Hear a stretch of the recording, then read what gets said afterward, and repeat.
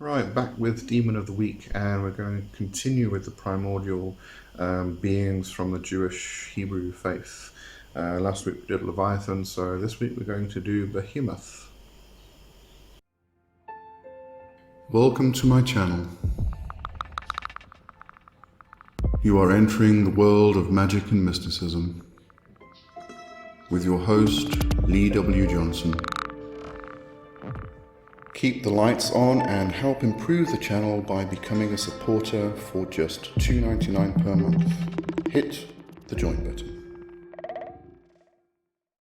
Alright then, Behemoth. Not as much information. Behemoth and Ziz are not two that I have personally worked with. I have worked with Leviathan quite extensively, but these two I haven't. But I do find their relationship to be very, very interesting, and actually something I want to incorporate in the future. Because as mentioned previously, we can view Leviathan, Behemoth, and Ziz as the world tree, the axis mundi, the upper, middle, and lower worlds itself, and then relating to the three parts of the self, the three soul parts, and all such things. But anyway, let's go through Behemoth. Found at the summer solstice. Direction is south, and also southeast and southwest. So very much the south area. Element is earth. Behemoth is the primordial being of the earth itself, the land. So I would place Behemoth as the element earth. And the planet gets a bit difficult. Some say Pluto and Uranus. If we do consider Behemoth to be related to the earth itself, to the land, you might consider it to be her earth. But personally, my own personal interpretation is the sun, the solar energy. And this is because of the summer solstice and the placement of Behemoth in the south. For me, that would be the north if we actually had to switch hemispheres and follow the direction, the path of the sun. That would be in the north. So it's usually mentioned that Behemoth is found in the south in a circle construct. So I'm going to go with sun there. All right, colors, any kind of earth colors really. Your browns, your yellows, your greens, foresty, rocky, sandy type of colors. All right, so onto the notes. Said to reside in an invisible desert which is east of Eden called Dunedain or Duodain. Now, east of Eden is the land of Nod. You may or may not have heard of the land of Nod, but this is where, when Cain was banished, this is where Cain went, to the land of Nod. And I always kind of like to know where these places are that they speak of in mythology and such. And if we were to consider the Garden of Eden to possibly be placed in between the Tigris and the Euphrates rivers, so that would be Mesopotamia. Okay. If we go east, we then had a bit of a list here of countries. So that would be modern Iraq. If we go east, then we find ourselves moving into Iran, Afghanistan, Pakistan, and eventually into India, Nepal, Tibet. So these are areas that we may consider a lot of the spiritual roots that we find throughout the East, throughout the West even now. This is where a lot of the spiritual roots come from. And if you start having a look at the migrations of the Indo-European people and things like that, it gets quite interesting to see where people actually moved throughout Asia, throughout Europe, India, etc., etc., etc. So, if you want to go down a bit of a history route, it's worth looking into. It's quite interesting. Right, carrying on in regards to Behemoth, usually depicted as a bull. This becomes a fertility deity.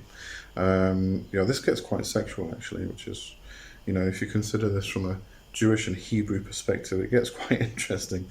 Only mentioned once in biblical texts in Job, and there is reference to the strength he has in his thighs or loins, and to his tail through the use of the verb yachpots, which means extending or delight, desire. All right, it gets kinkier, don't worry. Regarding the verse in Job, Rob Alter translates it as his balls, sinews twined together, and Edward Greenstein's Yale edition of the translation of Job, he drops his tail like a cedar or trunk, the sinews of his testes intertwine, and dropping his tail is a phallic euphemism. And also the word zanav translates to tail, but is also an ancient euphemism for big penis. Okay, so Behemoth is a definitely, I would say definitely a fertility symbol. Right, Behemoth rules the land, mountains, etc., whereas Leviathan would rule all bodies of water, and Ziz the sky and all flying things.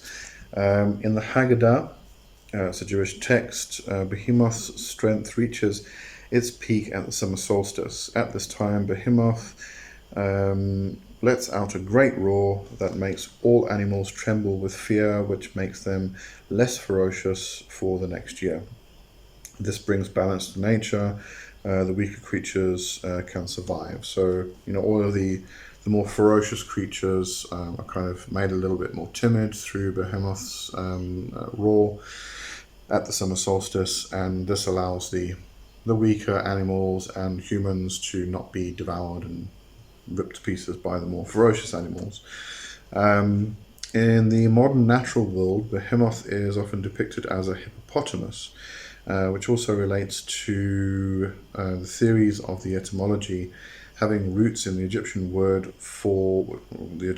which means the water ox, which refers to the hippo, but is also depicted as an elephant or a buffalo.